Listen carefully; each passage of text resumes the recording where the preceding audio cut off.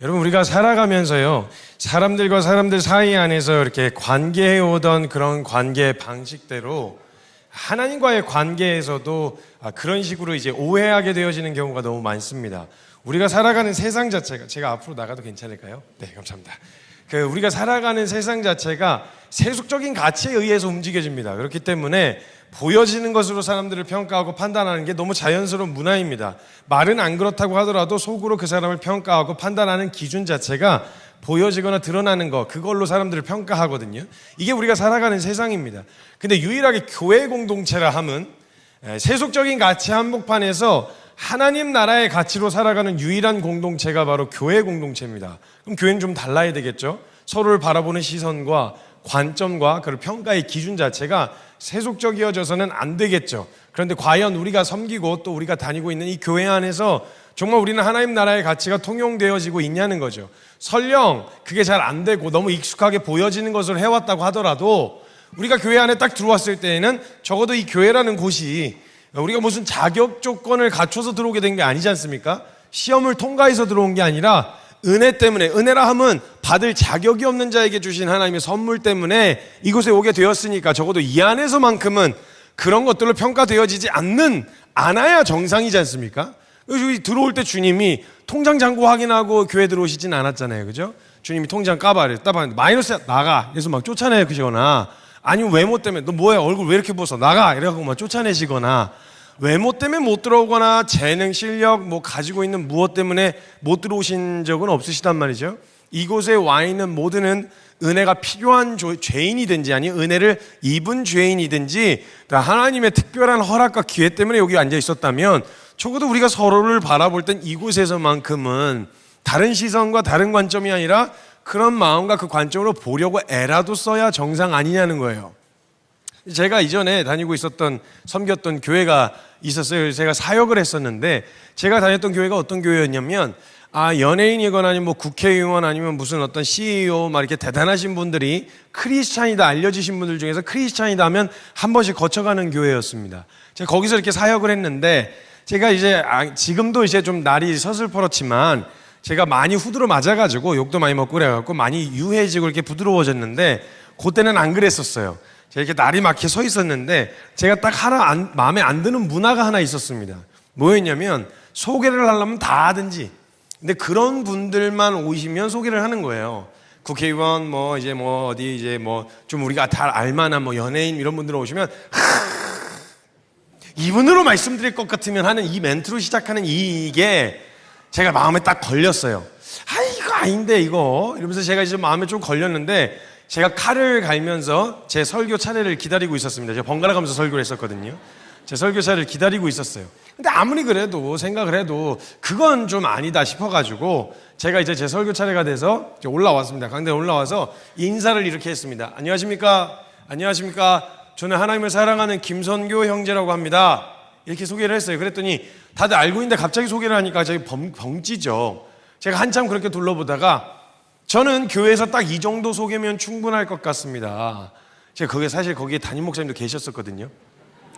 근데 무슨 우리가 주님 앞에 내밀 명함이 없어가지고 쪽팔리게 어디 CEO 당연히 존중받아야죠. 밖에서는 그렇게 오르기까지 얼마나 많은 애를 쓰셨겠습니까? 그 자리까지 올라가시는 얼마나 노력을 하셨겠어요. 존중받아야죠. 당연히 회장님, 사장님 해야죠. 근데 적어도 교회에서는 내밀 명함이 아니다 이 말이에요. 왜냐면 적어도 여긴 다 그거 떼고 들어오는 곳이니까. 우리가 어디 회장이어서 구원받는 거 아니지 않습니까? 우리가 어디 국회의원이어가지고 구원받는 거 아니지 않습니까? 그러니까 적어도 여기 왔다면 그 은혜 앞에 엎어지는 건데 거기서조차 내밀 명함은 아니라 이 말이에요.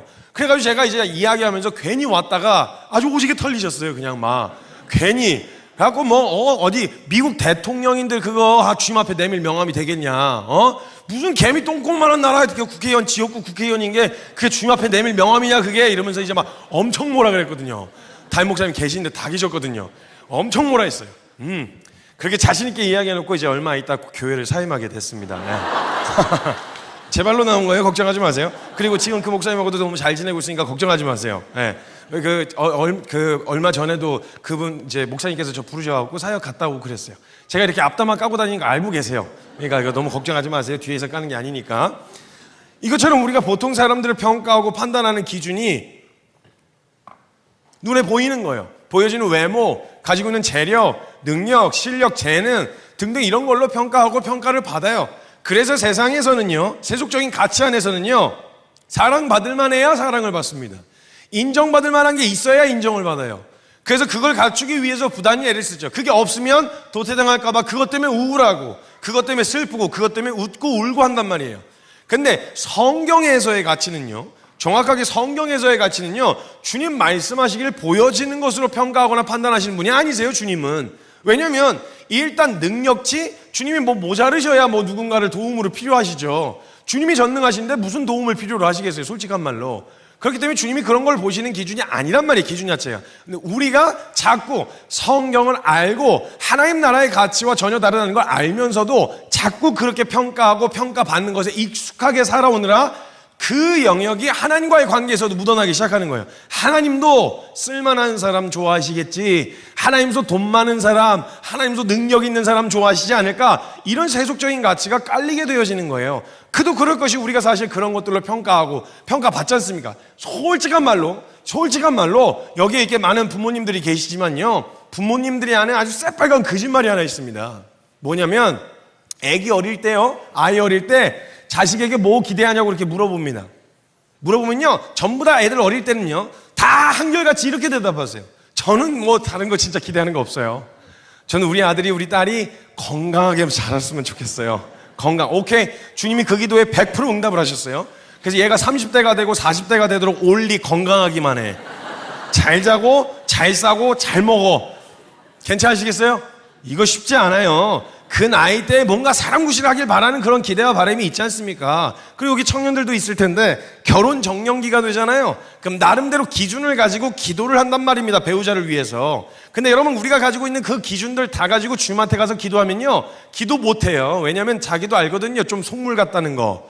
그 조건을 다 이야기하면 이거 좀 너무 속물 같은데 이런 생각이 들기 때문에 기도 그렇게 안 한다고요. 근데 우리 그냥 톡 까놓고 그냥 편하게 한번 이야기해보자는 거예요. 기왕이면 진짜 배우자를 놓고 기도할 때 기왕이면 다 갖다 붙일 수 있다라고 한다면 조건 한번 이야기해보자는 거죠. 여기가 교회다 이렇게 생각하면 불편하니까 여기가 절이다 이렇게 생각하고 편안하게 그냥 편안하게 한번 해보자는 거예요.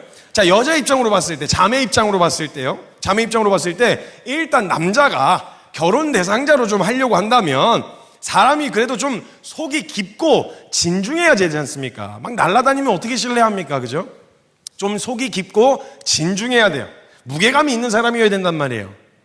그렇지만 너무 또 속이 깊기만 하면 재미가 없지 않습니까? 사람이 사는데.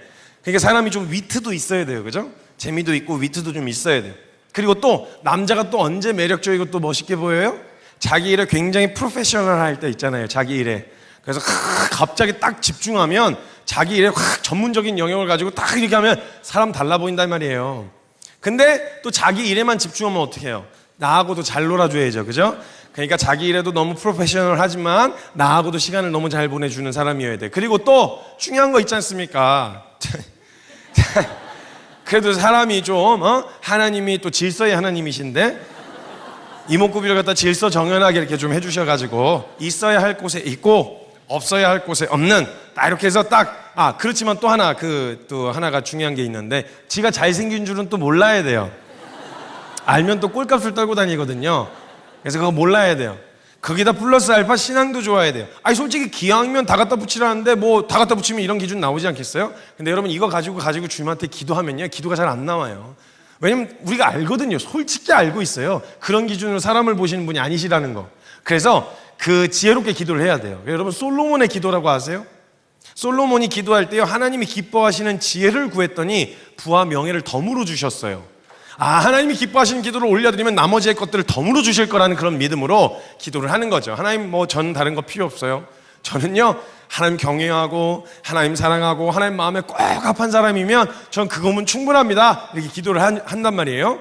그럼 우리 주님은요, 그런 기도는 또 고지고대로 응답하신다는 또 특징이 있으세요. 그 기도를 너무 기뻐 받으셨어요. 그래가지고 어머, 진짜? 너 진짜 내 마음에 합하기만 하면 돼?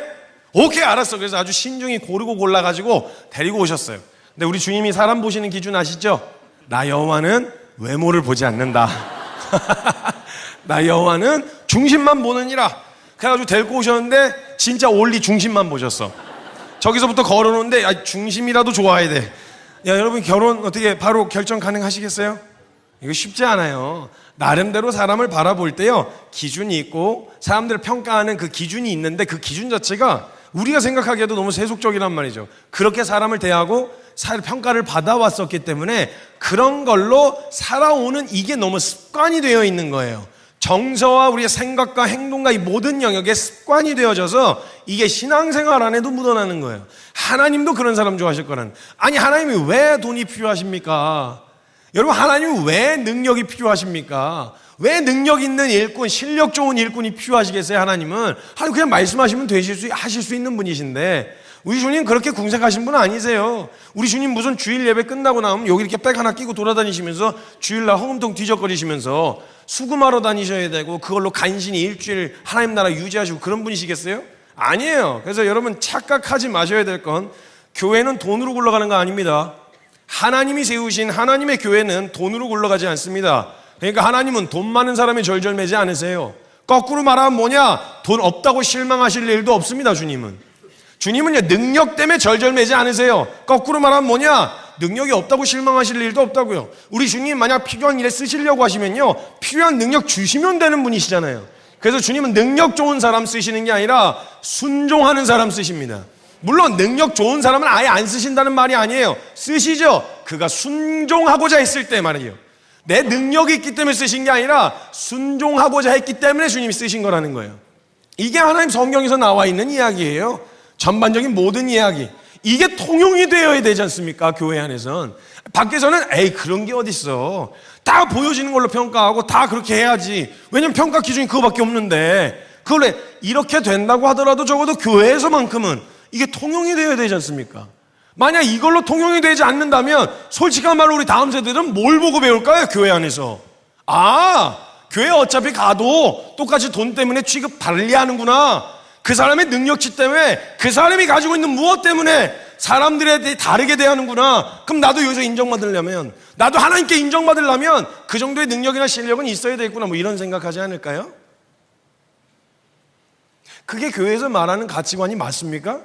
전 잘 이해가 안 돼요. 믿으려면 제대로 믿든지, 어설프게 믿는 게 아니라 제대로 믿는다면 이게 맞는 얘기거든요. 그러면 설령 내가 일주일 내내 그런 세속적 가치관의 한복판에 노출되어 살아오다가 익숙한 습관 때문에 교회에서 잠깐 그런 모습이 나타났다고 하더라도, 아니지, 여기 어디야? 교회지. 이런 걸로 평가되어져서는 안 되지. 이런 걸로 바라봐서는 안 되지.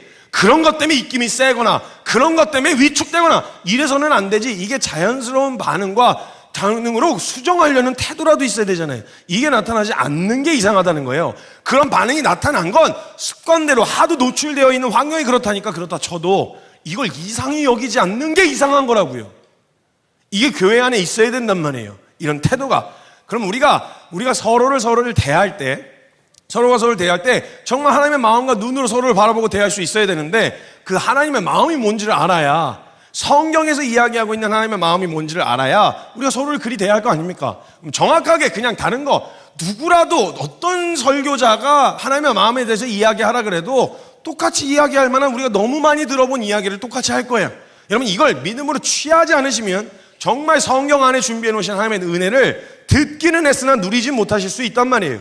그래서 하나님의 마음에 대한 이야기를 이미 다 들어보셨을 법한 이야기를 그냥 해드릴 거예요. 그걸 아멘으로 취하시는 시간이 되셨으면 좋겠습니다. 성경 오늘 본문 말씀에 보면 하나님이 남자와 여자를 창조하셨습니다. 하나님의 형상대로. 그리고 나서 창조하시고 나서 그 지으신 것을 보시면서 하나님이 느끼셨던 정서를 뭐라고 표현하냐? 보시기에 심히 좋았대요. 그냥 좋은 게 아니고요, 너무너무너무 좋았대요. 여러분, 하나님은요 전능하신 분이세요. 전능이란 말은요, 계획하고 의도한 것을 그대로 하실 수 있는 분이시라는 거예요. 상상만이 아니라 그 생각한 것을 펼쳐 보이실 수 있는 분. 그러면요, 그래서 하나님은 당황하거나 놀랄 일이 없으세요. 왜냐하면 다 생각한 대로 된 것이기 때문에. 근데 좋았는데 그냥 좋은 게 아니라 심히 좋았다고 얘기하는데, 그래서 성경에서는 강조법이 별로 없어요.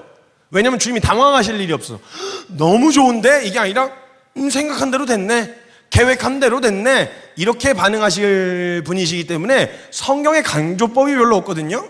그래서 성경에서 진짜 막 제대로 막 심히 뭐 이런 표현을 제대로 썼다면요, 이거는 진짜 우리가 생각한 수준하고 좀 달라요. 왜냐면요, 여러분 성경에서는 한 인물에 대해서 특징을 찝어서 이야기할 때요, 요셉 같은 경우는요 외모가 준수했다 그러거든요. 그럼 여러분 우리가 외모가 준수했다 정도면 어떤 느낌이시냐면 그냥 좀 반반하게 생겼는갑다 이 정도잖아요. 아니에요. 그 정도가 아닙니다, 여러분.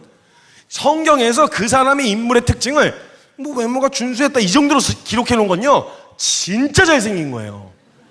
어지간히 생긴 게 아니라 진짜 잘생긴 거예요. 약간 이렇게 눈이 가는 약간 차은우라고 설명하면 될까요? 차은우, 이렇게 눈이 가는. 왜 그런 줄 아세요? 여러분 성경에서요 노예로 팔려갔어요, 요셉이.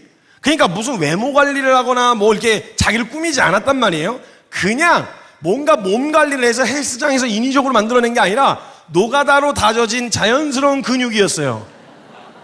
그리고 비율이 굉장히 좋았던 거죠. 그리고 뭐 어디 가서 미용실에 가서 머리를 자르고 뭘 해요? 안 하죠. 그냥 장발이 잘 어울린 거예요. 거기다가 얘는요, 이 사람은요 일부러 막 태우려고 태닝을 한 게 아니라 그냥 자연스럽게 탄 거거든요, 태양에.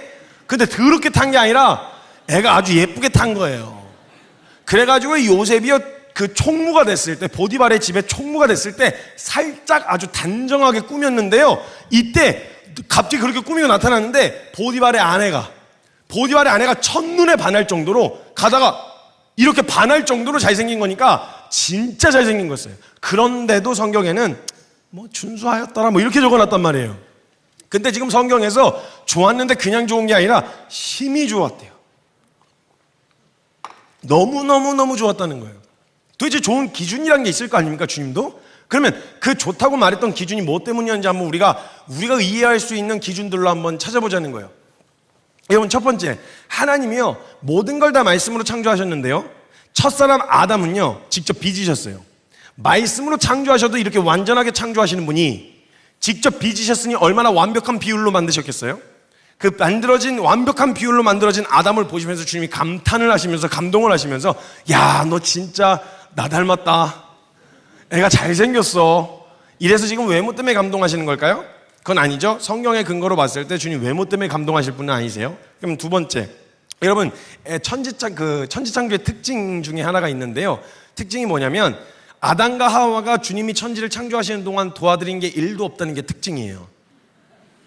왜냐하면 모든 걸 다 지으신 다음에 아담과 하와를 만드셨기 때문에 내가 쓸만한 존재라는 걸 증명할 기회 자체가 없었어요. 그냥 그때 너무 좋다라고 칭찬을 들었고 그 이야기를 들었을 때, 평가를 들었을 때는요, 뭘 해서가 아니고요, 그냥 홀랑 빨가벗고 그냥 가만히 서 있었던 게 다예요. 근데 그냥 너무 좋다고 하신 거예요. 그리고 생각을 해보세요. 주님이 전능하신 분이신데 에덴 동산을 창조하시고 난 다음에 인간을 만드신 이유도 있는 게, 인간 먼저 만들어 놓으면 어떡할 거예요, 걔네? 번거로운 거예요. 무슨 도움이 필요했으면 먼저 만드셨을 텐데 먼저 만들어 놓으면 도움이 안 되는 거예요. 아니, 아무것도 없는 무인 공간에 하와 아담하고 둘이 떠들고 있었을 거 아니에요. 그냥 중력도 없는 데서. 그럼 주님이 나와라, 거기다 태양 만들어야 된다. 그러면 혼자서 중력도 없는 데서 막 허우적거리면서 그러고 있었을 거 아니에요. 옮겨놓고 태양 만들고 저기다 옮겨놓고 달 만들고 땅하고 물하고 이렇게 나누고 있는데 애가 사라졌어. 봤더니 벌써 쓸려갔어. 다시 또 건져와야 돼. 얼마나 번거로워요. 그러니까 모든 걸 다 만드신 다음에 인간을 만드셨기 때문에 내가 쓸만한 존재라는 걸 증명할 기회 자체가 없었어요. 그들은 그냥 가만히 태어나서 주님이 창조하신 만물들을 보면서 당황하고 놀라고 감탄하고 이랬던 게 다예요. 그래서 여러분, 새로운 문화나 환경에서 경이로운 모습 같은 이제 자연 풍경이나 이런 것들을 보잖아요. 익숙하지 않은 좀 생소한 문화에서 그런 모습들을 보면 제일 먼저 나오는 게 감탄이에요. 와, 이야, 이런 거 있죠. 아담과 하와가 얼마나 많이 질렀겠어요, 이 소리를, 탄성을. 모든 게 다 처음인데 지으신 만물 가운데 드러나 있는 하나님의 능력과 신성 있잖아요. 잎사귀를 보면서 하나님의 그 크신 하나님이 이렇게 세심하시고 세밀하시고, 꽃의 색깔들을 보면서 이렇게 하나님이 뭔가 이렇게 센시티브 하시고, 그리고 막 크고 웅장한 거 보면, 야, 하나님 정말 웅장하시고 거대하시고 위대하시고, 이런 것들을 보면서 만물 가운데 드러난 하나님의 능력과 신성을 찬양하는 거, 이게 아담과 하와가 한 전부였어요. 근데 주님이 그걸 보시는데 너무 기쁘신 거예요. 너무 이쁘신 거예요. 그걸 보시는데 너무 행복하신 거예요. 그래서 에덴 동산에서는요, 그 하나님이 기뻐하셨던, 너무너무 좋았던 이유가 다른 이유 때문이 아니라 존재 때문이었어요. 그냥 살아 숨쉬는 것 자체가 하나님께 영광이었어요. 내가 뭔가를 해드려서 하나님께 영광이 되는 게 아니고요, 내가 뭔가를 주님께 보태드려서 주님께 영광이 되는 게 아니라 내가 살아 숨쉬는 것 자체가 그냥 그 존재가 하나님께 영광이었어요. 그러니까 그가 하는 모든 게 다 하나님께 영광인 거예요. 그러니까 여러분, 진짜 웃긴 게 내가 무엇을 가지고 하나님께 영광이 되겠다는 생각만큼 우스운 게 없어요. 여러분, 모든 게 다 하나님으로부터 나온 거예요. 그걸 다시 돌려드리면서 무슨 하나님께 영광이 된다 그래요? 생각을 해보세요. 제가 한 번은 베트남에 간 적이 있었어요. 선교사님을 뵈러 갔는데 선교사님을 위해서 선물을 잔뜩 준비했습니다. 근데 박스가 좀 남아가지고 몇 개를 더 챙기자 이래가지고 시장을 싹 돌다가 한국적인 거 막 참기름 뭐 이런 것도 막 사고 막 이렇게 고추장 뭐 이런 거 다 사고 자리가 좀 남길래 쥐포 오징어 같은 건어물을 좀 샀어요. 그래서 거기다 잔뜩 담아가지고 포장을 패킹을 해갖고 갔습니다. 선교사님 선물입니다 하고 딱 드렸는데 딱 깠는데 그 위에 쥐포 오징어 빈 곳에 채워 넣었었거든요. 쥐포 오징어 하는 거 나오니까 선교사님 되게 실망스러운 표정을 지으시는 거예요. 무슨 싫어하시나 그랬는데 갑자기 하나를 들고 저한테 오시더니 이렇게 제 앞에다 보여주시는데 그 밑에 보니까 Made in Vietnam 이렇게 적혀 있는 거예요. 그러니까 베트남 사람들이 힘겹게 배 타고 나가고 오징어를 잡아가지고 힘겹게 목숨 걸고 들고 와가지고 힘겹게 말려가지고 힘겹게 한국으로 수출을 했는데 제가 그걸 다시 사가지고 다시 베트남으로 갖고 들어온 거예요. 마치 이런 거 아니냐고요. 모든 게 다 하나님으로부터 나왔어요. 그걸 다시 되돌려드리면서 무슨 하나님께 영광이 된다 그래요. 하나님은 그런 걸로 영광을 받으시는 분이 아니세요. 그런 걸로라도 하나님께 기쁨이 되려고 했었던 우리의 마음을 기뻐하시는 거지 가지고 나아간 것의 퀄리티를 보시는 분이 아니시라고요. 한번 제 아들내미가 저를 닮아 똥손입니다. 그림을 잘 못 그려요. 근데 어느 날 조그만 애가 돼지감자 3덩이를 그려왔어요. 돼지감자 3덩이를 거기다 젓가락을 꽂아놨더라고요. 그래서 와, 이거 감자 이건 아니거나 확인하려고 꽂아놓은 거냐 이렇게 물었어요. 그때 그 그림을 가지고 오더니 저 앞에서 갑자기 아빠 그러는 거예요. 그 돼지 감자를 저라고 그려온 거예요. 이게 아빠라는 거예요. 그럼 제가 그걸 본 다음에 야, 너 발꾸라고 그러냐? 이게 어떻게 아빠야 엄마? 이러면서 제가 뭐라 했겠어요? 왜냐면 저는 피카소의 그림이 필요한 사람이 아니거든요. 저는 그 아들이 저를 생각하면서 그려온 그 돼지 감자가 그냥 그 돼지 감자 자체의 그림에 감탄한 게 아니라 그 아들의 마음이 그냥 너무 귀엽고 이쁜 거예요. 그래서 그 돼지 감자 3덩이는요 액자에 걸려가지고 저희 옷장 위에 있습니다. 지금 애지중지한 거예요. 그림의 퀄리티를 보는 게 아니라고. 이게 하나님 마음이라고요. 근데 도대체 뭘로 증명하려고 하시는 거예요? 자꾸 하나님한테. 하나님께 내 무엇으로, 내가 가지고 난 무엇으로 증명하려고 하는 거. 이거 정말 주님은요 일할 사람 쓰시려고 했으면요 죄송해요, 저와 여러분 안 쓰세요. 저희 여러분 안 쓰신다고요. 혼자 하시지 일을 하려고 했으면 왜 뭐 하려고 쓰세요? 여러분 창조하신 다음에 딱 한 번 명령하셨어요. 닭한테 새벽에 울어라. 창조된 이래로 지금까지 울어요. 닭이. 닭도 순종해요. 닭도 하는 순종이라고. 근데 우리 순종 한번 하려면 얼마나 번거로운지 아시죠? 그러니까 우리 안 쓰는 게 편해요. 그냥 닭 시키는 게 편해요. 사실 주님 입장에서 일을 하려고 하셨으면. 그래서 닭 보고 닭한테 시키시지 우리는 뭐 시키려고 그러면 너 순종해라 그러면 왜요? 왜 나예요? 쟤는요? 그리고 또 억지로 또 끌려가다가 계속 중간에 동기부여 해줘야 돼. 이걸 계속 하시려면 주님도 번거로우시거든요. 일을 하려고 하셨다면 저와 여러분은 안 쓰세요. 주님은 일을 하려고 하시는 게 아니라 동력, 동행 이걸 하고 싶으셨던 거예요. 같이 가고 싶으셨던 거예요. 주님은 이 마음인데. 근데 한 목사님이 제가 강의 그 말씀을 듣다가 간증을 듣는데 은혜를 아주 있는 대로 받았잖아요.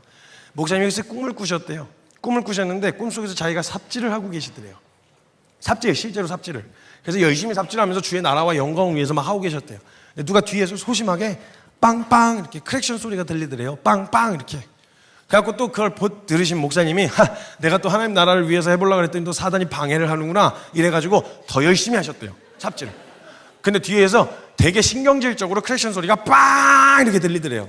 누구야 하고 뒤를 딱 봤는데 주님이 포크레인에 타셔가지고 비키라고 확 갖다 같이 떠버리기 전에 나오라고 이러면서 손짓을 막 하고 계시더래요.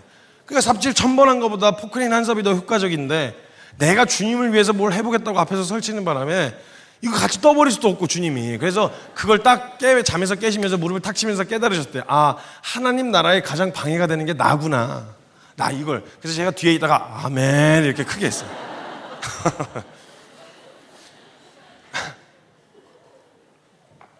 하나님은 우리 재능 보고 쓰시는 분이 아니시라고요. 하나님 보셨던 건 딱 하나였어요. 존재 자체가 기쁨이었어요. 살아 숨쉬는 것 자체가 기쁨이었어요. 그래서 그들이 아담과 하와가 에덴 동산을 거닐면서 그냥 감탄하고 꽃 하나 꺾어서 막 이파리 뜯으면서 놀고 하나님 찬양하고 그냥 그 안에서 하는 모든 게 다 하나님께 영광이었어요. 존재. 이게 하나님이 보시는 기준이었단 말이죠. 이게 에덴 동산에서 모습이었거든요. 그런데 문제가 생겨버렸습니다. 어디에 문제가 생겼냐? 존재에 문제가 생긴 거예요. 내가 존재 자체가 기쁨이어서 그 존재로 하는 모든 것들이 하나님께 영광이었는데 존재가 망가져서 존재 자체가 하나님께 영광이 될 수 없는 존재가 되어버렸어요. 죄인이 된 거죠. 여러분 그럼 생각해 보세요. 죄인이 되었다 그러면 이제 다른 쓸모가 없어진 거예요. 만약에 여러 가지 기능 중에 하나가 있다면요, 여러 가지 기능을 기대했더라면 기능 하나 망가져도 다른 기능 때문에 아까워서라도 쓰잖아요. 근데 오로지 그거 하나 이유 때문에 했는데, 예를 들면 제가 이게 이제 여러 가지 기능이 있지 않습니까, 이 물건에. 근데 저는 이게 지금 박살이 났어요. 액정이 나갔거든요. 근데 저는 상관이 없어요. 왜냐면 다른 기능이 되거든요. 그래서 저는 그 기능이 아니더라도 다른 기능을 쓰면서 쓸 수 있을 것 같아요. 그래서 저는 그냥 쓰고 있어요. 근데 만약에 이게 완전히 화면도 안 나오고 아무것도 안 나온다, 그럼 이제 더 이상 쓸 수가 없겠죠. 바꾸든지 교체하든지 뭘 해야 되잖아요. 이것처럼 우리의 영역에서 하나님이 일꾼으로도 쓰고 존재로도 보고 여러 가지 기능인으로 보고 계셨더라면 기능 하나 망가져도 야, 망가졌지만 일꾼으로라도 쓰자, 이렇게 하셨으면 차라리 남겨둘 이유라도 있으실 텐데, 우리의 존재 하나 보고 계셨는데 그게 망가졌으니 이제 완전히 쓸모 없어진 거 아니에요? 그러면 하나님이 이제 더 이상 필요 없으니까 됐다, 다 쓸어버리고 다시 재창조를 하든지, 능력 되시니까 재창조를 하시거나 바꿔버리시면 되잖아요. 근데 놀랍게도 여러분, 성경에 보면요, 범죄하기 전이나 후나 하나님이 저와 여러분을 대하시는 마음과 태도가 바뀌시질 않았어요. 이게 무슨 말이냐면요, 분명히 범죄하고 하기 전과 후는 우리가 완전히 달라진 건 맞아요. 근데 우리를 대하시는 하나님의 마음과 관점이 바뀌질 않았어요. 그게 어떤 의미냐면요, 여러분, 이 물건에는 객관적 가치라는 게 있습니다. 그래서 희망 소비자 가격, 소비자와 판매자 간의 합의한 가격이죠. 희망 소비자 가격이라는 게 있는데, 이 물건을 살려면 적어도 10,000원 이렇게 정해놓으면 10,000원을 주고 10,000원을 줘야만 이걸 내가 소유할 수 있습니다. 그렇죠? 그럼 이거 외에도 다른 물건들도 마찬가지겠죠? 이 핸드폰이 만약 100만 원이다. 그럼 이 100만 원을 주고서야 내가 이걸 가져올 수 있단 말이죠. 근데 이 객관적 가치보다 더 중요한 게 뭐냐면 주관적 가치입니다. 이게 아무리 100만 원짜리여도요, 저한테 이게 100만 원의 가치가 없으면 전 이거 100만 원 주고 안 삽니다. 이거 100만 원짜리예요 얘기를 해도 저한테 그 정도의 가치가 없으니까요. 그러면 아마 야, 그 돈이면 내가 딴 거 사지 그걸 왜 사, 이렇게 반응할 거예요. 저에게 그 정도의 가치가 없으면. 그러니까 우리가 중요한 건 내가 지금 현재 어느 상태이고 어느 정도의 가치냐라는 게 중요한 게 아니라 하나님에게 있어 내가 어느 정도의 가치인가가 중요한 거 아니겠어요? 그러면 우리가 잘 나가고 깨끗하고 멋지고 괜찮을 때가 아니라 범죄한 후 완전히 소망도 없고 가능성도 없고 무너지고 망가졌을 그때 하나님이 우리를 어떻게 바라보고 계시냐는 거죠. 그때 하나님이 저와 여러분을 어떻게 바라보고 계셨냐면, 죄인 되었을 때에, 그때에 하나님이 저와 여러분을 어떻게 바라보셨냐, 그리스도께서 우리를 위하여 죽으심으로 하나님께서 우리에 대한 자신의 사랑을 확증하셨다. 이 말은 망가진 존재인데 객관적으로 봐도 완전히 망가졌는데, 그런 저와 여러분을 바라보시는 데 하나님이 자신의 하나밖에 없는 아들을 기꺼이 내어놓을 만큼의 가치가 있는 존재로 여전히 보고 계셨다라는 거예요. 그래서 로마서 5장 8절에 이야기하는 거예요. 죄인 되었을 때에 그리스도께서 우리를 위하여 죽으심으로 하나님께서 우리에 대한 자신의 사랑을 확증하셨다. 난 여전히 내가 하나밖에 없는 아들을 기꺼이 내어놓을 만큼의 가치가 있는 존재로 보인다. 그래서 기꺼이 투자하신 거예요. 이게 하나님 마음이었단 말이에요. 여러분, 서로는 어떻게 바라보고 계신가요? 자기 스스로는 어떻게 평가하고 계신가요? 어느 정도의 가치, 어느 정도의 수준으로 보고 계신가요? 제가 되게 연민과 자기 연민, 비교의식 이런 것들이 굉장히 강했던, 심했던 사람이에요. 굉장히 네거티브하고요, 굉장히 시니컬하고 되게 비관적인 사람이었어요, 제가. 근데 제가 이 하나님의 마음을 알려주시는, 끊임없이 이 마음을 알려주시려고 하는 시도들로 저에게 마음을 가르쳐 주시는 거예요. 제가 한 번은요, 제가 17살 때 선교사로 헌신했습니다. 지금 한 20년째 사역을 하고 있는데, 17살 때 선교사로 헌신해갖고 사역을 하는 동안에 제가 주로 했었던 사역들이 노가다였어요. 노가다. 그래서 선교사는 4사를 전공하라 그랬어요. 공사, 이사, 행사, 농사. 노가다. 그래서 실제로 곡괭이질하고 삽질하고 예초기 돌리고 맨날 밥하고, 저는요 수천 명 집회에 밥을 해먹이는 맨날 직책을 그런 주방에서 일을 하는 역할을 맡았어 갖고요, 요런 컵에다가 요런 그릇에다가 생쌀을 뜨면 몇 인분 나오는지 견적이 나와요. 그래가지고 막 수천 명씩 밥을 해먹이 맨날 화장실 청소만 이런 노가다만 했었단 말이죠. 근데 제가 어느 날 맨날 그런 일만 도맡아 하다가 어느 날 글쎄 수천 명의 집회를 주관하는 팀이 있었어요.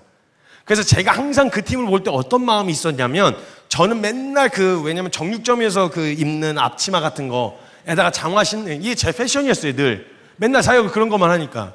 근데 그분들은 약간 쫙 빼입고 이렇게 막 귀에다가 막 이렇게 뭐 차고 다니면서 막 후 하면서 막 여보세요 막 이러면서 돌아다니는데 멋있는 거예요.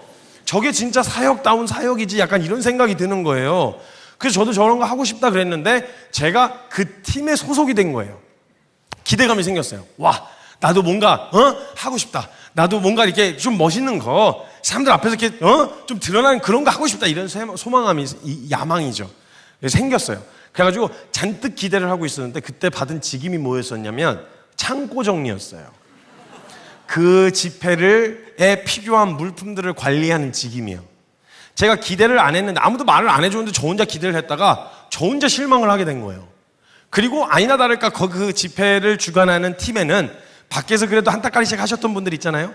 엔터테인먼트 계열에 종사하셨던 분들, 내지는 막 그런 큰 집회를 운영해 보셨던 목사님들, 이런 분들이 팀이 꾸려져가지고 그 집회를 하시고, 저는 아니나 다를까 역시 노가다를 하고 있었단 말이죠.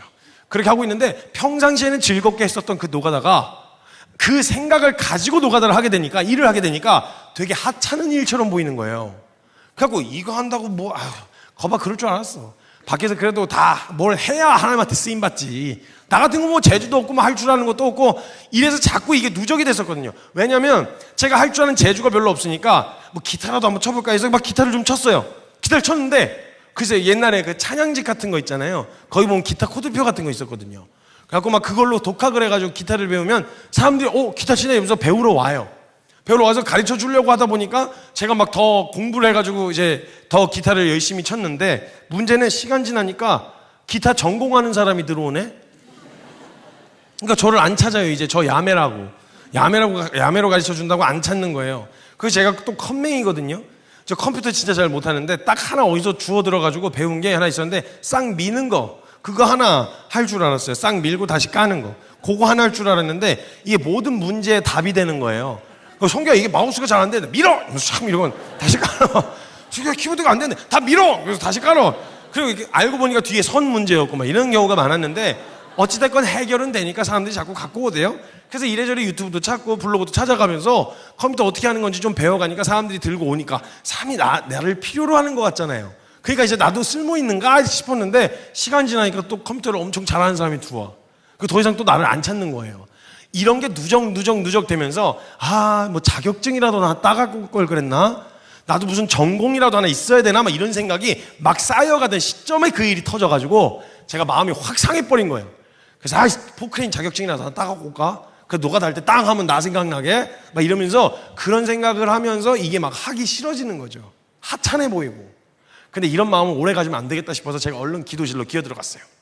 그래서 앉아가지고 찬양집을 펼치는데, 저는 약간 불파여가지고요. 제가 약간 불파여가지고 이렇게 옛날 찬양들을 좋아해요. 요즘 찬양 제가 별로 안 좋아합니다. 별로 안 좋아하는 게 뭐 좋은 찬양들도 많이 있긴 한데, 이렇게 뭔가 이렇게 시원하지가 않아요.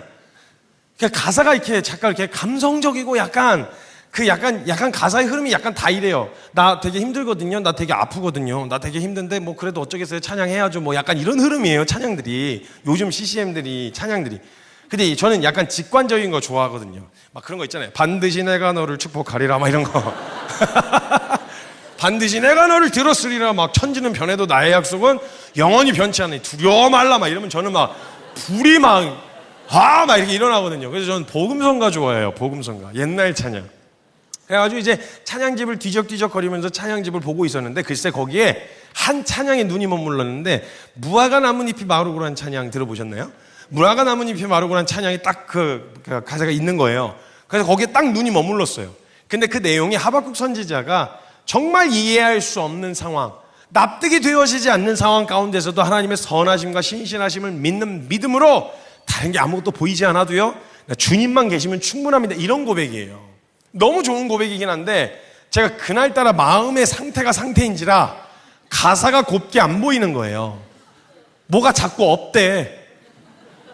무화과 나뭇잎도 없고 감당나무 소출도 없고 외양간에 송아지도 없고 논밭에 식물도 없고, 그러니까 너는 할 줄 아는 것도 없고 능력도 없고 재주도 없고 싸가지도 없고 그냥 그냥 뭐 자꾸 없다고 놀리는 것 같은 거예요. 진짜 그 가사를 보는데 마음이 상해버렸어요 제가.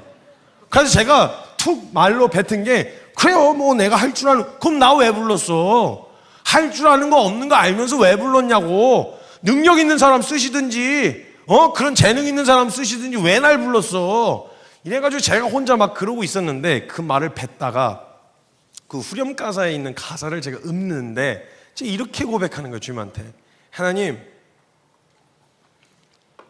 제가 진짜 가진 게 아무것도 없는데, 할 줄 아는, 그렇다고 잘하는 것도 아무것도 없는데, 제가 오늘 고작 주님 앞에 해드릴 수 있는 거라고는 제가 그냥 주님 때문에 즐거워하는 거, 주님이 주신 것들을 그냥 누리는 거, 제가 이거밖에, 염치 없지만 제가 할 수 있는 게 이거밖에 없어요 주님. 그랬는데 그때 진짜 주님이 제 마음에 강한 확신으로, 성교야 그거야, 그거라고.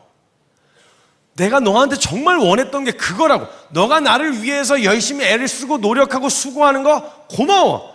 고마워. 그게 잘못했다는 말이 아니야. 너무 고마워. 근데 내가 진짜 너에게 원한 건 너가 애써서 고생하면서 나에게 뭘 가져오는 무엇을 기대하는 게 아니라, 내가 정말 원하는 건 너가 내가 준 것들로 누리는 거, 그 안에서 막 즐거워하는 거, 그 안에서 네가 누리고 행복해하는 거, 내가 준 은혜들을 마음껏 100번 누리는 거.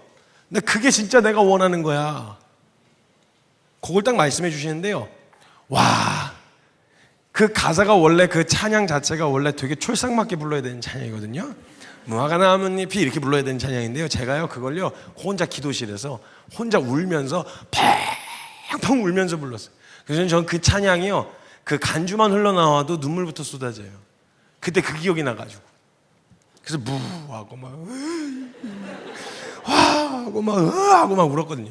제가 이것도 얘기하고 다닌 지 얼마 안 됐는데, 제가 그때 무슨 짓을 했었냐면요, 그 찬양을 부르는데 제가 갑자기 어떤 마음이 생겼냐면, 그래도 하나님께 뭔가 해드리고 싶은 거예요 제가. 근데 제가 다른 재주는 없는데 제가 옆에 사람 웃기는 재주가 하나 있어요. 근데 갑자기 그게 딱 생각나면서, 내가 기쁘시게는 못 해드리는데 내가 하나님을 잠깐이라도 웃겨라도 드리고 싶다, 이런 생각이 갑자기 든 거예요. 그 주님이 절 보시면서 쟤 뭐야 이렇게 웃으시기라도 했으면 좋겠다 그래가지고, 제가 그때 무슨 짓을 했냐면 펑펑 울다가 자리에서 일어나가지고 혼자 율동을 했어요. 와, 혼자 펑펑. 여러분 그거 밖에서 누가 들어오면서 봤어봐요. 그거 얼마나 무서웠겠어요 상황이. 한밤중에 기도실에서 와, 나뭇잎이 마르고 이거 혼자 율동을 펑펑 울면서 하고 있었단 말이죠. 여러분 생각해 보세요.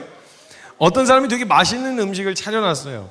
차려놓고 나서 그 먹은 사람에게서 뭔가를 떨어지면 뭐 하는 사람이에요? 장사하는 사람이죠. 근데 음식을 차려놨어요. 정말 정성껏 차려놨는데 와서 먹는 것만 봐도 너무 이뻐. 잘 먹으면 너무 이뻐. 또 더 달라 그러면 그냥 너무 이뻐. 이런 관계로 바라볼 수 있는 관계가 있다면 어떤 관계예요? 부모와 자식 관계 아니겠어요? 우리 주님이 뭐라 그러셨냐면, 난 사꾼 목자가 아니야. 내가 너네들한테 뽑아내서 내가 얻을 이익이 뭐겠니?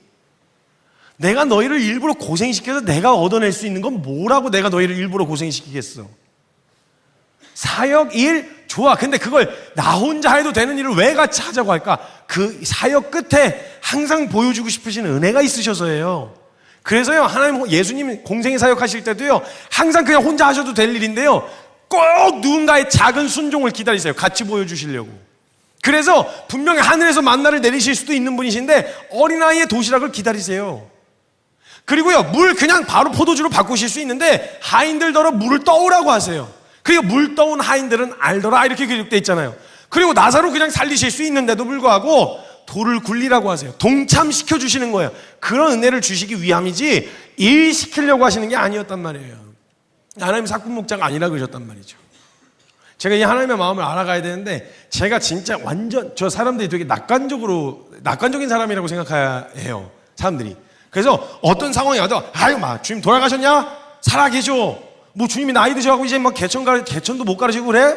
오늘 살아계셔. 다 하신다고 막 제가 이렇게 고백하고 늘 이야기하니까 사람들이 저 되게 낙관적인 사람이라고 생각을 했는데 저 진짜 비관적인 사람이었어요. 모든 걸 왜 저렇게 되는 거야? 꼭 저런 식으로 해야 돼?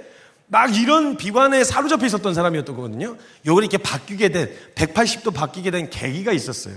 그 계기만 이야기하고 오늘 말씀을 마무리하려고 하는데 이제 180도 이렇게 바뀌게 된 계기가 있었는데 제가 이제 이름이 김선교잖아요. 예, 이게 가명이 아니고 본명입니다. 예, 그러니까 이름 이따구로 지어놓은 거 보면 집안 분위기 짐작하시죠? 예, 저 5남매가 있는데 5남매가 다 선교사거든요.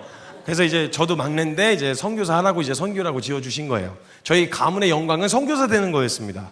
그래서 저도 이제 그 가문의 영광이 되었긴 했는데 어찌됐건 집안 분위기가 좀 그랬는데 특히 저희 아버지께서 어머니는 그래도 이렇게 이렇게 표현을 잘 하시는데 저희 아버지가 굉장히 무뚝뚝하시고요. 저희 아버지가 굉장히 칭찬에 약하셨어요. 박하셨어요. 왜냐면 교만해진다고. 그래서 제가 태어나서 칭찬이란 걸 제대로 받아본 적이 없어요. 칭찬인가 싶은 거 하나 받아봤던 게 있었는데 제가 진짜 살아왔던 환경이요 좀 열악했어요. 막 컨테이너 나무판자집 맨날 이런 데서 전전하면서 살고 막 폐교에서 살고 이래가지고 어디서든 잘 자고요. 뭐든지 마지막이란 마음으로 잘 먹어요.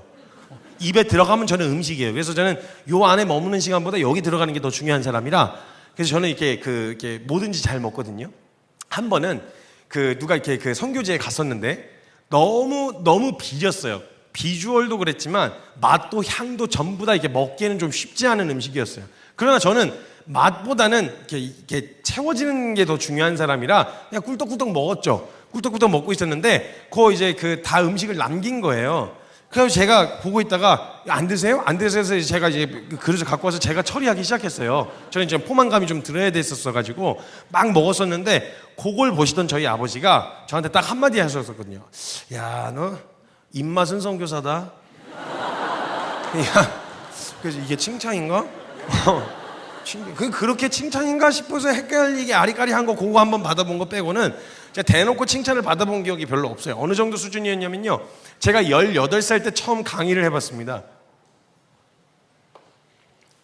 17살 때 선교사로 헌신하고 나서 18살에 처음으로 강의를 한번 해봤는데 그 이후부터는 강의할 기회가 없었고 누군가가 강사가 땜빵이 생겨가지고 땜빵 메꾸라고 땜빵하라고 저를 이제 부른 거예요. 청소년인데 청소년 집회에 강사가 빵꾸가 났으니 너가 가서 메꿔라. 그 리더십들이 허락해줘가지고 가게 됐는데 가게 된 집회가 어떤 집회였냐면 소년원에 송치되기로 한 애들 그 애들이 들어가기 직전에 마지막으로 좀 시간을 확보해가지고 교도소랑 교회랑 소년원이랑 얘기를 해가지고 그 시간을 확보해서 이렇게 말씀을 전할 수 있는 시간들과 예배 드릴 수 있는 시간이 있었던 거예요. 거기에 제가 가게 된 거예요. 그 중요한 정보를 저한테 얘기를 안 한 거예요. 땜빵 강사라고.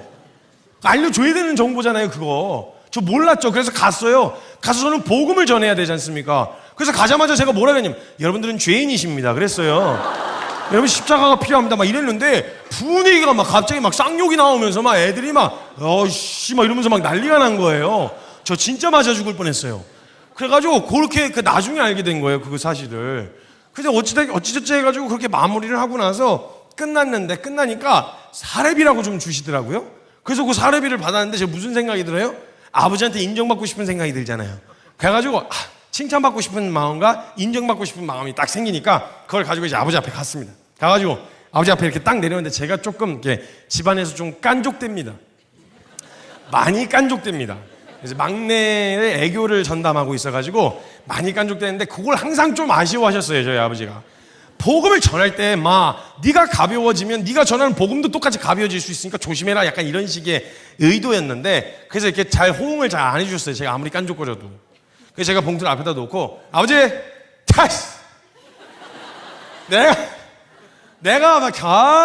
내가 강의를 넣어주세요 그래가지고 이제 장난을 치면서 앞에서 깐족깐족 거리고 있었어요. 근데 그걸 약간 이렇게 조금 심각한 표정으로 저를 이렇게 한참 보시는 거예요.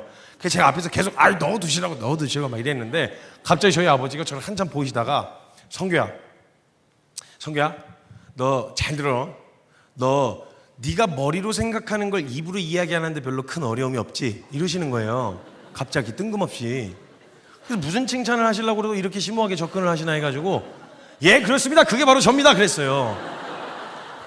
그랬더니 갑자기 저를 이렇게 보시다가 넌 그래서 가장 불쌍한 인생이 될 수도 있어. 이러시는 거예요, 갑자기. 뜬금없이.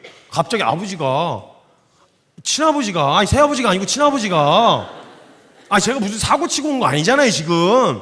근데 아버지 너 가장 불쌍한 인생이 될 수도 있다 이러시는 거예요. 그 내용이 무슨 내용이었냐면, 너가 만약에 잘 떠드는 재주가 하나 있어. 근데 그걸로 어떤 과목을 가르친다. 그럼 잘 가르치면 스타 강사가 될 수도 있겠지. 근데 만약 너가 전한 내용이 하나님의 말씀이고 복음이면 너 절대 여기서 여기로 바로 나오면 안 돼. 삶을 거치고 나와야 돼. 물론 누가 떠들어도 하나님의 말씀은 하나님의 말씀이어서 땅에 떨어질 리는 없어. 근데 너가 그 말씀을 전하고 도리어 너는 버림받는 불쌍한 인생 될 수 있으니까 항상 조심해라, 그 얘기를 하신 거였어요. 너무 좋은 말씀이잖아요. 예, 너무 좋은 말씀이죠. 근데 그 좋은 말도 때와 장소라는 게 있지 않습니까? 그러니까 제가 사고치고 왔냐고요, 지금. 아니잖아요. 근데 막 거기서 막 그 얘기를 하신 거예요. 근데 제가 이게 왜 신경질 나는 줄 아세요? 그래놓고 그렇게 말해놓고 안 받으셨냐? 받으셨어요. 받으셨다고. 가족들끼리 삼겹살을 거두셨어요, 저 빼놓고. 얼마나 서운한 일이에요? 약간 이런 분위기였단 말이에요, 저희 집안 분위기가. 그랬는데 제가 한 번 그러니까 말도 아니에요, 표정으로 나를 지금 굉장히 흐뭇해 하시는구나 이런 생각이 들었던 적이 있었어요. 그것도 안 물어봤어요. 확인했다가 아니라 그러시면 제가 은혜 또 싹가시니까 안 물어봤고 그냥 그런 표정이라고 제가 스스로 생각했던 적이 있었는데, 제가 어렸을 때부터 그런 사역이나 일들을 계속 해오다 보니까 자연스럽게 개발된 게 하나 있었는데 뭐였냐면, 그 비위가 좋다는 얘기를 많이 들었어요, 제가. 왜냐면 항상 하는 일들이 그거니까. 화장실 뚫고 막 청소하고 주방 청소하고 맨날 이런 얘기. 그리고 여기 어린아이들이 요 주제에 가면 애들이 되게 좋아하더라고요. 애들은 방구 똥 코딱지 이런 얘기하면 되게 좋아하거든요. 근데 그 이제 제가 보통 하던 사역들이 주로 그런 일들이었어요. 그러다 보니까 사람들이 저보고 비위가 좋대요, 다들. 그래서 어느 정도냐면, 여러분 이게 수천 명 집회를 하잖아요. 이 몇 박 며칠씩 집회를 하면요, 첫날에는요 다들 긴장하고 자기 집 아니어서 화장실 잘 안 가요. 그 첫날은 폭풍전야예요. 근데 둘째 날부터 이제 하늘문이 열리면서 같이 열려요. 그래서 모두 화장실이 다 막히거든요. 그럼 저는 그걸 전담하는 사람이에요. 그래서 그걸 도구들을 들고 다니면서 막힌 곳을 찾아다니면서 매번 모든 화장실을 확인해서 뚫는 그런 일들을 주로 했었어요. 근데요, 진짜 이건 얘기해도 되나 모르겠는데 진짜 농담이 아니라 진짜 제 평생에 다신 보지 못할, 그때 이후로 다신 보지 못할, 진짜 농담이 아니라 화장실 문이 열려 있었는데 이렇게 벽에 올라가 있는데 이만하게 진짜로 들어가다가 물을 내렸는데 꼈나 봐요. 모양이 하나도 흐트러지지 않은 채로 이렇게 있는 거예요. 제가 그걸 보고 이게 뭐야 막 이렇게 생각한 게 아니라 진짜 감탄이 나왔어요. 우와 이야, 감탄이 나와서 제가 바로 무전을 쳤어요. 그 화장실 담당자들 다 2층 남자 화장실로 오세요 이렇게 불렀어요. 그러니까 다들 왜 그러냐네요. 일단 와서 보라 그랬어요. 근데 다들 우르르 도구 들고 대여섯 명이 이렇게 뛰어왔어요. 뛰어와서 제가 내리기 전에 이거 확인해야 돼, 다 와서 보라고 그랬더니 한 명씩 오는데 반응이 다 똑같았어요. 와가지고 보더니 우와 이야, 그래가지고 제가 이제 그걸 막 흩어가지고 제가 썰어서 흩어서 이제 물로 내리고. 이게 여러분 그것도 계속하면 일이 돼요. 그래서 이게 막 뭔가 그걸 어떻게 막 이런 생각이 안 들고요. 그냥 그렇게 하게 돼요. 그냥 업무처럼 이렇게 할 수 있게 되어지거든요. 그러다 보니까 일을 굉장히 빠릿빠릿하게 해요, 제가. 그래서 약간 저는 어떤 스타일이냐면, 일을 시작할 때 옷차림이나 이런 거 별로 신경 안 쓰고 튀면 빨지 뭐 묻으면 닦지 뭐 약간 이런 타입이에요, 일을. 그러니까 막 뭐든지 그냥 막 일단 앞서서 막 이렇게 하는 타입인데, 제가 한 번은 이제 6개월 합숙해서 훈련받는 곳에 들어가서 거기서 훈련을 받고 있었는데 마침 거기에 저희 아버지가 강의를 하러 오신 거예요. 근데 그때는 아버지를 할 수 없는 상황이었거든요. 그래서 조용히 피해 다니고 있었는데, 강의 첫 타임이 끝나고 중간에 쉬는 시간이 있었는데 그 쉬는 시간에 그 각자 맡은 구역을 청소하는 시간이 있었어요. 그래서 자기 영역을 청소를 하고 있었는데 다 정리하고 손 닦으려고 화장실 가려는데 화장실 앞에 사람들이 웅성웅성 모여 있는 거예요. 그래서 수십 명이 같이 훈련을 받았거든요. 그래서 가서 뒤에 있는 사람한테 물어봤어요. 무슨 일이냐 그랬더니 정화조가 역류를 했대요. 무슨 이유인지 모르겠는데 정화조가 역류를 해서 다 쏟아낸 거예요, 변기에서 다. 그래서 완전히 바닥이 다 난장판이 되어 있는 상황이었어요. 그 상황이라서 제가 뒤에서 보고 있다가, 근데 왜 여기서 다 웅성웅성하고 있냐, 빨리 치워야지 그랬더니 청소 도구를 사러 갔대요. 공장, 왜냐면 한 번 쓰면 버려야 되니까 청소 도구를 사러 갔다는 거예요. 그걸 또 청소 도구 사러 갔다가 올 때까지 또 언제 기다리고 있냐, 빨리 하고 쉬자 이래가지고 제가 주방에 가서 위생장갑 2장을 뽑아왔어요. 그래서 위생장갑을 끼고 나오라 그랬어요, 비키라고. 그때 맨 앞에 있는 분이 저를 뒤쪽에 제가 뒤에서 오고 있으니까 저를 딱 잡더니 이렇게 말씀하셨어요. 성규야, 진짜 심각해. 그걸로 들어가면 안 돼. 진짜 심각해 그랬어요. 근데 제가 그때 되게 당당하게 말했어요. 그래봐야 사람 똥이다. 아니 그래봐야 사람 똥이야. 그게 밖으로 나와 있냐 들어가 있냐 그게 그 차이밖에 없는 거 아니냐. 지금 당신 안에도 똥이 있다. 그게 나와 있냐 들어가 있냐 그 차이밖에 없는데 그걸 자꾸만 유별나게 그러지 말아라. 어차피 사람 똥이다. 닦아왔지 다 정리하고 나서 닦으면 된다. 씻으면 된다. 그래서 알겠다고 해서 자리를 비켜줬는데 와, 제가 본 광경 중에 가장 처참한 상황이었어요. 여러분, 정화조가 역류했으니 다 쏟아져 나온 거잖아요. 지금 며칠치가. 그걸 정리를 해야 되는데 다시 물을 뿌려서 정리를 할 수가 없으니까 제가 이걸 떠가지고 담아서 밖에다 이렇게 버려야 되는 그런 상황이었단 말이에요. 들어갔죠. 근데 무슨 운동화를 신고 장화를 신고 들어갈 수가 없잖아요. 그래서 슬리퍼 신고 들어갔어요. 근데 찌걱찌걱 발에서 사이에 하면 다 들어오잖아요. 저 이런 리액션 너무 좋아해요. 그래가지고 그걸 쓰레받기로 벅벅 떠가지고 담아가지고 이렇게 버리고 있었어요. 뒤에서 사람들하고 소통하는데 너무 웃겨가지고 그때 서로 대화를 한 문장을 다 완성을 못해요. 성기야 괜찮아? 이렇게 하면. 그 말한 안 도와줄 거면 가. 그건 또 낄낄거리고 막 웃고 이러면서 막 거기 막 열심히 정리를 하고 있었어요. 하다 보니까 막 톡톡톡톡 하면서 다 튀잖아요. 진짜 말 그대로 똥칠갑을 했어요. 제가 온몸에 다 튀니까 그걸 담아서 버리고 하고 있었는데 제가 버벅 담아서 큰 것들 정리하고 변기 닦고 그 다음 옆 칸을 정리하려고 들어가는데 그 지나가시다가 저희 아버지가 제가 그걸 하고 있는 장면을 목격을 하신 거예요. 가다가 멈춰서서 이렇게 보신 거죠. 근데 제가 이렇게 정리를 하다가 뭔가 사람 보는 시선이 느껴져갖고 이렇게 봤더니 아버지가 저를 보고 계신 거예요. 그래서 제가 꾸벅 인사를 했죠. 꾸벅 인사를 하고 이게 도구를 가지고 이렇게 가려고 그러는데 계속 쳐다보고 있는 시선이 느껴지는 거예요. 그래서 제가 이제 정리하다가 다시 한번 딱 봤는데 저 진짜 세상 본 적 없는 표정으로 저를 보고 계시는 거예요. 저희 아버지가. 진짜 세상 흐뭇 뿌듯 너무 대견하고 자랑스러운 표정을 지으시면서 저를 쳐다보고 계시는 거예요. 근데 제가 그 표정을 하고 또 인사를 하고 그래서 가셨어요. 가셨는데 제가 그 표정을 이해를 못 하겠는 거예요. 아니 똥 치우는 게 뭐? 왜 그런 표정을 뭐 그런 저기 아니잖아요. 그거 어디 가서 자랑이나 하겠어요 이거? 아니 보통 자랑을 하면 이런 거 해야죠. 하나님의 은혜로겠어요 우리 아들이? 그 대학교에 들어갔지 뭡니까? 이거 하나님의 은혜입니다. 하나님의 은혜. 이거 좀 하나님 영광 올릴 만한 또 자랑거리 아니에요? 또 뭐 하나님의 은혜로 그냥 거기 회사에 붙어버렸지 뭡니까? 은혜입니다. 하나님의 은혜. 뭐 이런 거는 자랑할 만한데 이거 어디 가서 자랑이나 하겠어요? 야, 우리 막내 아들이 맨손으로 똥을 치우고 있더라고. 하나님의 은혜, 하나님의 은혜. 이거 어디 가서 아니 이거 자랑이나 하겠어요? 이거 어디 가서? 제가 그 표정이 도저히 이해가 안 되는 거예요. 야, 그리고 그 정리를 하고 나서 제가 다 끝났어요. 모임도 끝나고 화장실 청소 다 끝나고 정리를 했는데 제가 이틀 동안 거의 밥을 못 먹었어요. 이게 제가 청소를 하다 보니까 위생장갑이라는 게 작업하라고 만든 장갑이 아니에요. 근데 저는 땀이 찬 줄 알았는데 알고 보니까 터져가지고 여기 이렇게 잔뜩 고여가지고 봉숭아 물들이는 것처럼 이러고 있었던 거예요. 글쎄 이게 이틀 넘게 냄새가 안 빠져요. 어떤 반찬을 집어도 다 똑같은 냄새가 나. 김치를 집었는데도 똑같은 냄새가 나. 콩나물을 집었는데도 똑같은 냄새가 나. 저 이틀 동안 거의 반강제 금식을 했어요. 그리고 이게 몸에서 냄새가 나더라고요. 아무리 막 바디워시를 막 떡칠을 해가지고 막 씻어도 안 가셔요, 이 냄새가. 그래서 잠깐 앉으면 약간 몸에서 약간 나는 듯한 거예요. 그래서 제가요, 그 싱숭생숭한 마음, 아버지가 그런 표정으로 이제 짚고 가시니까 제 싱숭생숭한 마음이 들어가지고 기도실에 들어갔어요. 또 거긴 같이 기도하는 기도실이었거든요. 그렇게 이게 벽 보고 앉아가지고 이렇게 앉는 기도실인데 제가 거기 한 9명 정도 쓰는 기도실인데 제가 이틀 동안 혼자 썼어요. 제가 들어가니까 다 나가더라고요.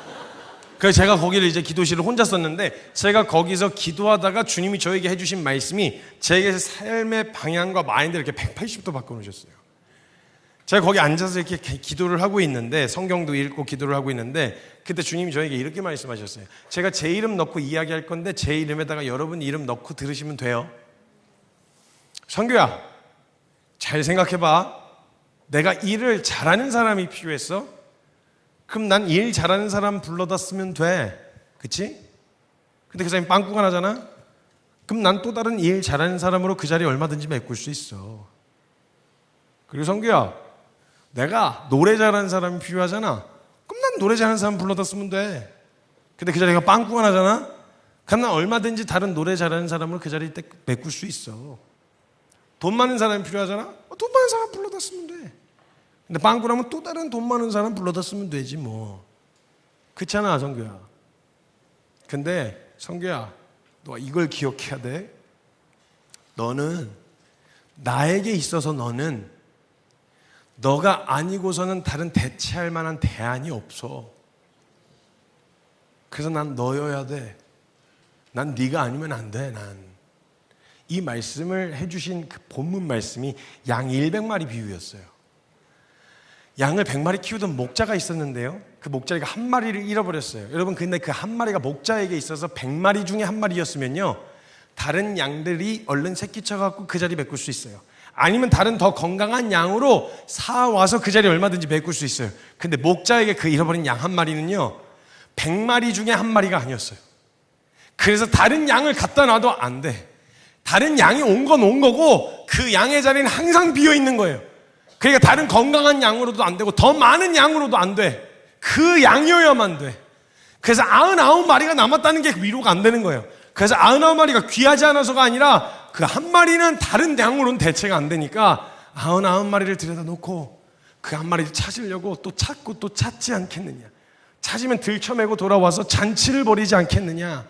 이게 하나님 아버지의 마음이었어요. 이 마음을 수도 없이 말씀을 통해서 저와 여러분에게 고백하고 계시는데도 세상에서 세속적인 가치관에 평가받던 삶이 너무 익숙해갖고 사랑받으려면 사랑받을만 해야 돼. 인정받으려면 인정받을만 해야 돼. 그래서 하나님 앞에서조차 나아가지도 못하고 그 앞에서 자격을 갖추기 위해 애쓰고 있는 게 우리의 신앙생활은 아니었냐는 거예요. 우리가 자격이 없다는 걸 발견한 그 순간이 어쩌면 자격일지도 모릅니다. 자격이 없는 자에게 주신 선물을 준비해 놓으셨으니까요. 그 하나님이 오늘 여러분을 부르고 계시는 거예요. 그 앞으로 와도 된다고, 괜찮다고. 여러분, 돌이키지 않은 것에 대하여는 할 말이 없죠. 그러나 돌이키고 봤는데 내 삶이 너무 형편이 없어, 내가 주님 앞에 뭐 내놓을 만한 것도 별로 없어, 그걸 보고 싶으신 게 아니에요. 주님은 주님 함께 하고 싶으신 거예요.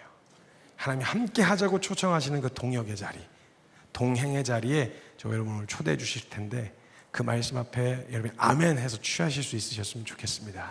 우리 시간 잠깐 같이 좀 기도합시다.